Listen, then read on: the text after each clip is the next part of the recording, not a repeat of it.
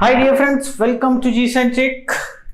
आज हम क्वेश्चंस देखेंगे। लास्ट टाइम हमने क्या देखा था? हमने टॉर्क मेजरमेंट किया था स्ट्रेन गेजेस की सहायता से। एक रोटेटिंग शाफ्ट है, उस पर 4 स्ट्रेन गेजेस चिपका दिए, चारों को ब्रशेस की सहायता से स्लिप रिंग्स से अटैच किया। स्लिप रिंग को विद स्टोन ब्रिज में डाला। नाउ विद स्टोन ब्रिज का जो डिफ्लेक्शन है उसको कैलिब्रेट करेंगे in terms of input torque. Got the point? Now फॉर्मूले देख लिए, सारी चीज देख ली, क्वेश्चन भी देखा था, बड़ा स्टैंडर्ड क्वेश्चन था, वो भी देखा था। नाउ क्या होगा? आज फिर हम कुछ क्वेश्चंस लेंगे और देखते हैं कि क्या कहानी है उसके पीछे की, पर्दे के पीछे की क्या कहानी है। ठीक है, तो देखिए question. The question says a mild steel shaft is used to connect a motor drive to a constant load torque. ठीक है जी, मोटर ड्राइव को कनेक्ट कर रहे हैं, पावर ट्रांसमिशन होगा। A foil strain gauge having a resistance of 120 ohm and a gauge factor of 2 is mounted on a shaft with its active axis at an angle of 45 to the axis of the shaft as shown in the figure। Figure show भी नहीं है तो सारी चीजें हमें समझ में आ रही है। The shear modulus of steel is 80 giganewton per meter square। shear modulus यानी कि मॉड्यूलस ऑफ रिजिडिटी G की वैल्यू दी हुई है। The shaft radius is 15 mm and the change in strain gauge resistance due to the load is 0.24 ohm। Find the torque. Torque find करना है। जो भी सारी चीजें दी हुई मैं यहाँ पे नोट कर लेता हूँ, फिर हम स्टार्ट करते हैं। चलिए जी, सारी चीजें मैंने लिख दी है। क्वेश्चन बड़ा सिंपल हो गया आपके लिए करने के लिहाज से। ठीक है ना, सारी चीजें दी हुई है। आर दिया, गेज फैक्टर दिया हुआ है और G की वैल्यू दी हुई, modulus of rigidity, D diameter, del R और टाउ की वैल्यू पूछी हुई है। सिंपल सा क्वेश्चन है। स्ट्रेन गेज की सहायता से टाउ मेजर यहाँ पे किया गया है and you know very well tau का फॉर्मूला हो गया पाई डी क्यूब बाई 16, साथ में G भी है और यहाँ पे आपकी शेयर स्ट्रेस है। क्या है? Shear stress.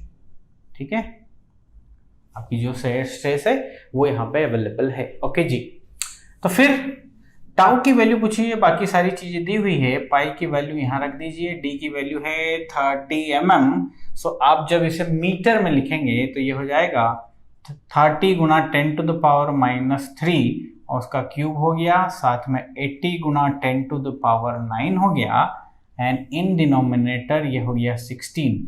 Now sharing strain ES is nothing but 2 times of क्या? 2 टाइम्स ऑफ बोलेंगे जल्दी, E45 बराबर ना, या 2 times of E maximum, epsilon maximum, या 2 टाइम्स ऑफ लॉन्गिट्यूडिनल स्ट्रेन। ठीक है, ध्यान रखिएगा। Shear stress is 2 times of this. ये फॉर्मूला हमेशा हमें ध्यान रखना है। तो सर इसकी वैल्यू यदि आप यहाँ पे लिखना चाहेंगे तो ये हो जाएगी 2।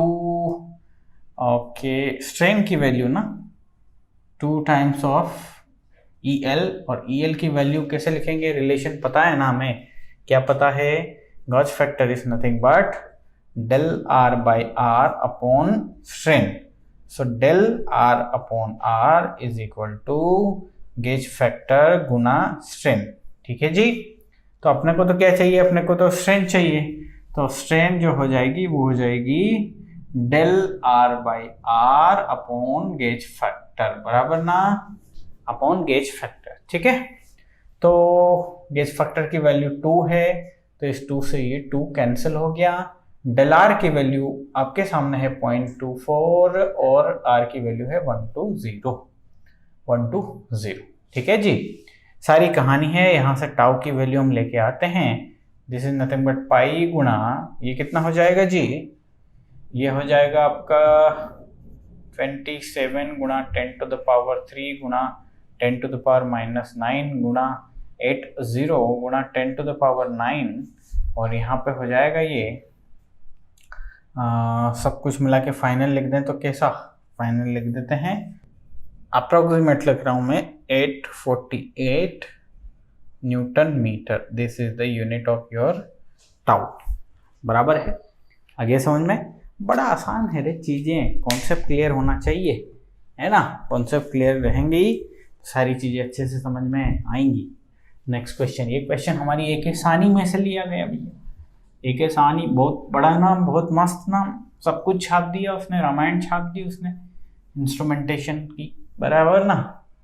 इतनी मोटी बुक है, हालांकि बुक में बहुत कुछ अवेलेबल है सीखने के लिए, बहुत ज़्यादा।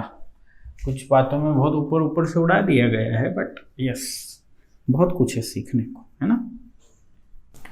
तो वो जो स्ट्रेस प्रोड्यूस होगा वो किसी भी डायरेक्शन में हो सकता है ना। ठीक है, प्रिंसिपल एक्सिस भी रहता है, जहाँ पे ज़्यादा से ज़्यादा फोर्स लगाया वहाँ पे ज़्यादा से ज़्यादा स्ट्रेन प्रोड्यूस होगा, लेकिन ऐसा भी हो सकता है ना कि स्ट्रेस हर एक डायरेक्शन में कुछ ना कुछ प्रोड्यूस होगा, तो हर एक डायरेक्शन में स्ट्रेन भी प्रोड्यूस होगा। लेकिन आपने स्ट्रेन गेज को पर्टिकुलरली एक ही डायरेक्शन में लगाया, तो मेजर कैसे करोगे? फॉर एग्जाम्पल ये एक बार है और इस बार को आपने टेंसाइल स्ट्रेन दिया, इसको फिक्स कर दिया, मान ली बात, इसको टेंसाइल स्ट्रेन T दिया। अब यहाँ पे आपने एक स्ट्रेन गेज लगाया जी, ये स्ट्रेन गेज लगाया आपने, बराबर ना। अब स्ट्रेन गेज में कौन सा स्ट्रेन प्रोड्यूस होगा? Sir longitudinal strain. Longitudinal strain के लिए इसको आपने तैयार किया, ये सीवर रहेगा, इसे मेजर करने के लिए आपने पूरे सिस्टम को बनाया। तो जब इसको अपन टेंशन करेंगे तो क्या इसमें ट्रांसफर स्ट्रेन नहीं आएगी क्या? क्या यही आएगी क्या? सर बिल्कुल ट्रांसफर स्ट्रेन भी आएगी। तो उसे कौन मेजर करेगा? उसके लिए कौन इक्वेशन क्रिएट करेगा? उसके लिए कौन जुगाड़ क्रिएट करेगा? आपने स्ट्रेन को मेनली डिजाइन किया कि मेजर लॉन्गिट्यूडनल स्ट्रेन, ठीक है। तो एक काम करेंगे, एक ही जो चिप रहेगी उसमें अपन एक और स्ट्रेन गेज लगाएंगे और उसको कुछ अपन ऐसा कर देंगे, ये दोनों कनेक्टेड नहीं है, ध्यान रखिएगा, दोनों एक ही चिप में है बट कनेक्टेड नहीं है, ऐसा कर देंगे। अब क्या होगा कि आपने टेंशन लगाया, अब इसमें इस साइड भी मूवमेंट होगा, नो डाउट एट ऑल। उस मूवमेंट को ज़्यादा से ज़्यादा आपका ये वाला स्ट्रेन गेज B ले लो और पहले वाला A ले लो, B मेजर कर देगा उसे। हाँ, तो ग्रुप ऑफ स्ट्रेन गेजेस मिला के जो चिप आप बनाते हैं उसे कहते हैं रोसेट्स। क्या बोलते हैं जी? रोसेट्स। आज तक क्वेश्चन नहीं आया, नॉलेज पॉइंट ऑफ व्यू से मैंने बताया है, ठीक है। रोसेट्स यानी कि group of strain gauges is nothing but the rosettes. एक ही चिप रहेगी आपके पास ना, उस चिप में आप सपोज इस टाइप से यानी कि 90 डिग्री एंगल पे कर सकते हैं, या फिर 60 डिग्री एंगल पे 3 आप जिसे कहते हैं ना स्ट्रेन गेजेस यूज कर सकते हैं, ठीक है। 3 स्ट्रेन गेजेस 60 डिग्री के एंगल पे कर सकते हैं आप, ताकि मैक्सिमम स्ट्रेन को ये मेजर कर पाएँ। गॉट इट और नॉट? सो रोसेट्स का सीधा सा फंडा, अब इसमें कुछ ऐसी कोई एक्स्ट्रा बताने की चीज़ तो है नहीं ना, क्यों? क्योंकि आप जो हैं ऑलरेडी स्ट्रेन गेज के बारे में पढ़ चुके हैं, इसमें क्या पूछेगा? कुछ पूछने योग्य बातें नहीं। नॉलेज पॉइंट ऑफ व्यू से आपको याद होना चाहिए कि रोसेट्स क्या होते हैं जी। Rosettes is nothing but the group of strain gauges, group of strain gauges called the rosettes. Okay, चलिए अब हम बात करेंगे लोड सेल की, ठीक है ना। ये एप्लीकेशन है आपके स्ट्रेन गेज का। स्ट्रेन गेज हमने पढ़ा है ना, स्ट्रेन गेज का सिर्फ सीधा सिंपल सा एप्लीकेशन है ना। वेइंग मशीन्स आपने देखी जिस पे चढ़ के, डिजिटल वेइंग मशीन जिस पे चढ़ के आप अपना वेट करते हैं, बराबर ना। उसके 4 पिलर्स होते हैं, और 4 पिलर्स में लोड सेल लगे होते हैं। एक्सपेरिमेंट वाला जो वीडियो देखा था, वीडियो नंबर 9, उसमें भी हमने ये चीज़ देखी हुई थी, बराबर ना। अब यहाँ पे देखो जरा, लोड सेल को थोड़ा सा हम समझेंगे। Again knowledge point of view से ज़रूरी है, कभी एप्लीकेशन के तौर पे गेट में पूछा जा सकता है कि load cell is mainly use to measure, four option दे दिए जाएंगे तो आपको करेक्ट वहाँ पे पकड़ना है, ठीक है।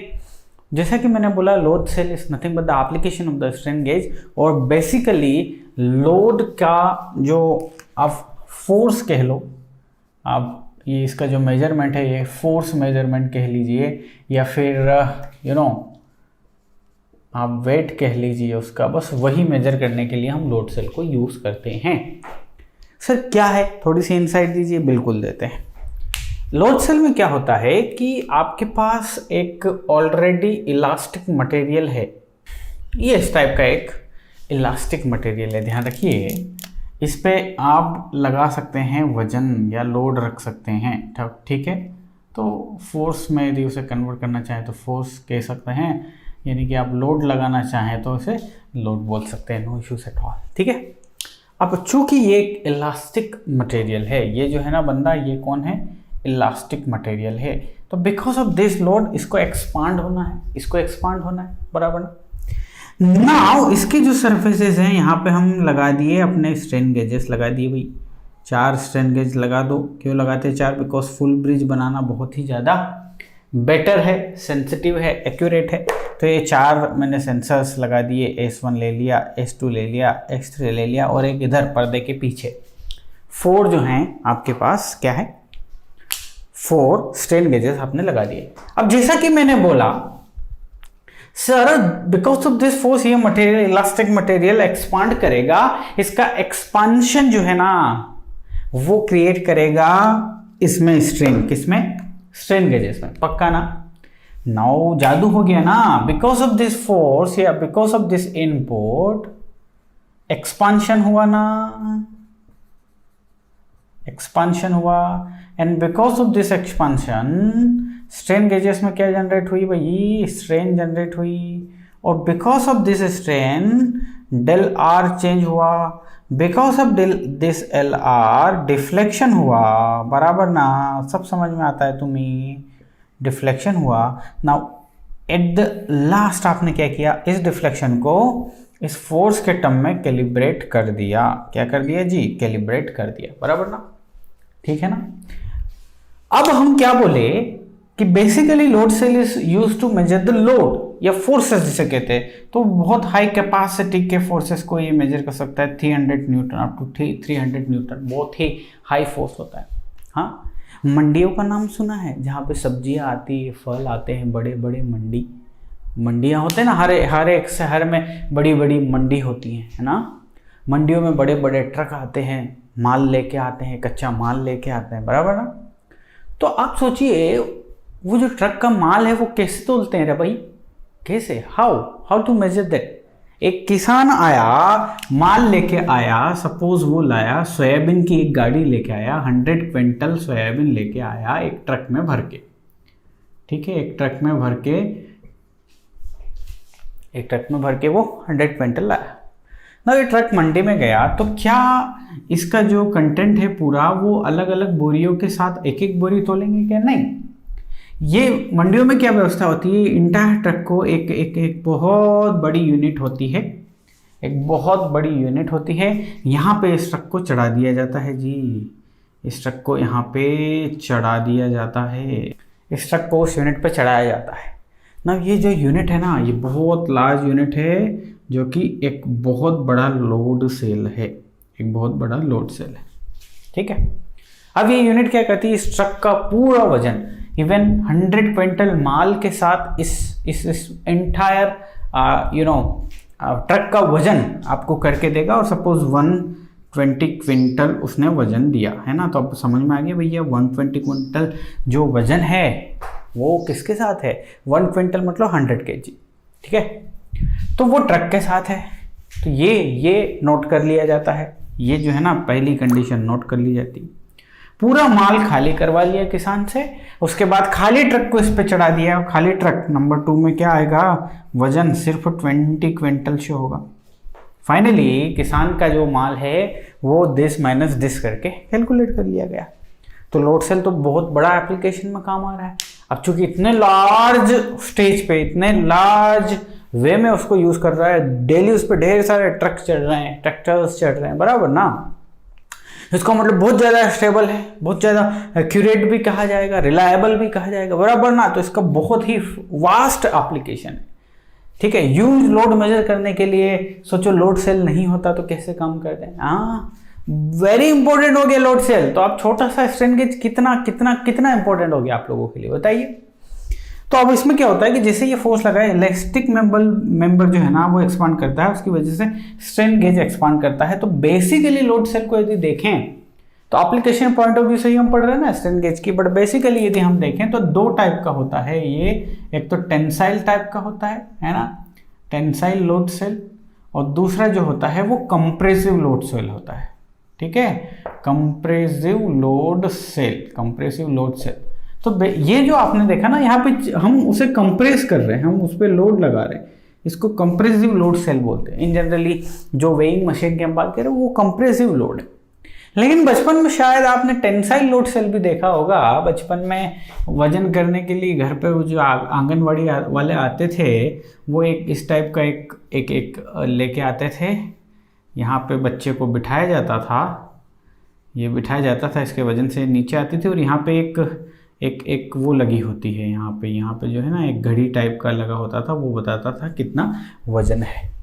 तो यहाँ पे इस सिस्टम को हम क्या कर रहे हैं, इस सिस्टम को हम यहाँ पे टेंसाइल कर रहे हैं, बोले तो इसको खींच रहे हैं। So based on this tensile nature, ये तो मैंने आपको सिर्फ एग्जांपल के लिए दिया, जहाँ पे इस टाइप के स्ट्रक्चर हो जिसमें स्ट्रेन गेज यूज हो रहा है और हम उस पर्टिकुलर उसको यदि टेंस कर रहे हैं, टेंसाइल स्ट्रेन दे रहे हैं, तो टेंसाइल लोड सेल हो गया, कंप्रेसिव लोड सेल हो गया। इसमें कोई रॉकेट साइंस वाली बात नहीं है, ठीक है।